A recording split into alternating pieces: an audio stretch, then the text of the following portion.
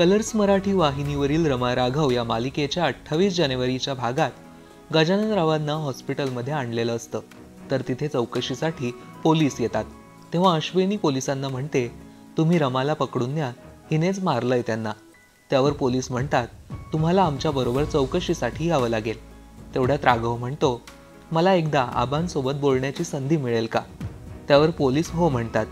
मग सगळे गजाननरावांजवळ जातात. तर त्यांना तिथे पाहून सगळ्यांनाच त्रास होतो. मग राघव म्हणतो, आबा, रमाने जर तुमच्यावर हल्ला केला असेल तर एकदा पापण्यांची उघडझाप करा, आणि जर रमाने तुमच्यावर हल्ला केला नसेल तर पापण्यांची दोनदा उघडझाप करा. आता मालिकेच्या आगामी भागात आबा कोणता कौल देतात हे पाहणं महत्त्वाचं ठरणार आहे. पाहायला विसरू नका रमा राघव, रात्री 9 वाजता आपल्या कलर्स मराठीवर.